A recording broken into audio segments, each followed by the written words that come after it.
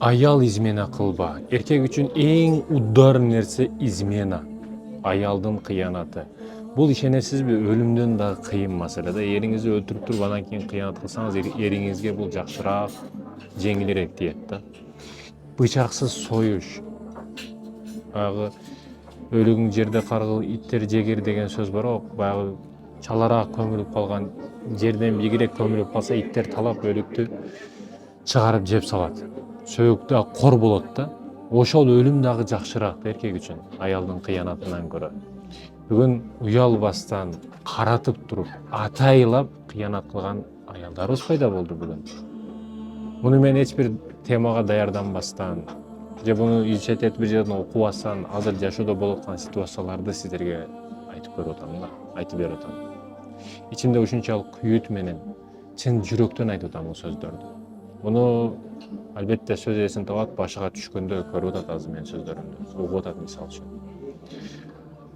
Уялбастан күйөөсү болуп туруп, эр болуп туруп, гүл көтөрүп жүргөн, бирөөдөн мороженое алган, уялбастан интернетке чыгып алган, Instagram, TikTok ошол жактарга фотолорун коюп аткандар, эр болуп туруп, уят. Уялбастан палпаңдап мороженое жеп жүрүп, уялбастан бирөөнүн машинасына уялбастан чыгып, каалаган ишиңди кылып, машинада ишиңди бүтүрүп, уялбастан бирөөнүн киносун алып, киносун көрүп, жөн эле киного бардым, жөн эле гүлүн алып койдум, жөн эле сүйлөшүп койдум деп уялбастан бетиң менен айтып аткан, сен адамсыңбы дегим келет. Сен дагы аялсыңбы дегим келет. Сен дагы бирөөнүн аялы болуп бала төрөштү ойлоп атасыңбы дегим келет. Сенден адам төрөлөбү өзү? Сен өзүңө бир көзгө карап суроо берип, мен адаммынбы?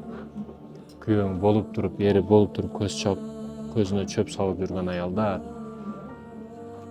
эриңизди өлтүрүп эле коюң, андан кийин кыянат кылың. Себеби бул өтө удар нерсе, эркек үчүн көтөрө албайт, көтөрүлгүсчүк болот. Мына эки желкесинде боштук пайда болот, ошол боштук никогда толбойт. Сизди көргөн сайын нефтене берет, сизди көргөн сайын жарасы жаңылана берет. Эмне үчүн? Анау келип атат дейт да. Анау келип атат дейт. Сөнбөйү менен көрсөтүп коет. Сизди адам катары көрбөй калат.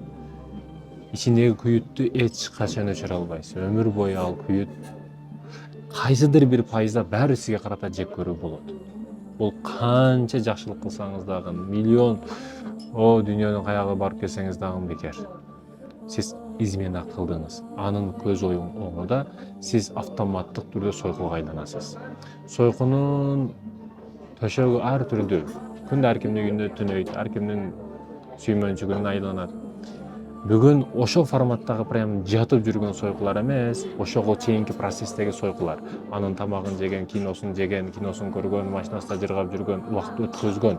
Главный төшөк маселеси болбосо болду, мен ошол нерселерди кылып жүрө берем деген түшүнүктөгү кыздарыбыз пайда болду бүгүн. Аллах Таала кереметтүү Куранда вала тaqrabu zina, зинага жакындабагыла дейт. Зинаны кылгыла, же ошонун себепчи нерселерди кылгыла деген эмес, зинанын себебине жакындабагыла деген. Мекендештерим, бул зина не дегени? Эң жаман жери мекендешим. Бул зина магнит сыяктуу нерсе. Эмне үчүн Аллах Таала зинанын себептерин кылбагыла деп атат? Себеби бул зина ушундай магнит сыяктуу. Бири-бириге жакындаса эле болду, тиет жабышат. Магнитти кармап бири-бириге жабыштырып көрсөңүз, жакындагандан кийин башкара албай калат, автоматтык түрдө өзү жабышат. Себептерин кылып алып, уялбастан мен жөн эле сүйлөшүп койдум, жөн эле фото коюп койдум, анандай кылып койдум, мынандай кылып койдум деп өзүн актаганга аракет кылат. Бети жок, бет бактар, уяты жоктор, абири жоктор, намыссыздар, тозокко киргилер. Силердин даражаңар ошол, силердин жеткен жериңер ушул. Силерге тозок барлыгы үчүн алхамдулилла дейсиң, шүгүр дейсиң. Уялбастан кыянат кылып, измена кылып, мен ушундай кылып койдум, жөн эле мындай кылып койдум дейт. Бети жок, бет бак. Ушундай адамдардын барлыгын билип, тозок барлыгына шүгүр кыласың. Аларды жок кыла албайсың, өлтүрө албайсың. Алардын эң жакшы жолу жөн эле ажырашып кетиш керек. Ага эң жакшы татыктуу жазанын өзү ошол. Урматтуу эже карындаштарым, суранам, өтүнөм, кыянат кылбаңыз. Ал кандай форматта болбосун, кыянат, измена. Бул кино көрүш болсун, жөн эле мороженое жеп коюш болсун, жөн эле фотоңузду коюп, жөн эле сүйлөшүп жүрүшүңүз болсун. Бардыгы кыянатка кирет. Эркектин көз карашында бардыгы измена, бардыгы кыянат. Ошондуктан макул мен жаман көрүнөйүн сиздин көзүңүзгө. Бирок суранарым, эч качан кайсы форматта болбосун күйөөңүздүн көзүнө чөп салбаңыз. Ишене бериңиз, өзүңүз да береке таппайсыз, күйөөңүз дагы береке таппайт. Буга 100% ишенем. Мындан кийин тобо кыл. Тоболордун эшиги ачык турат. Жараткан баардыгыбызды кечирсин.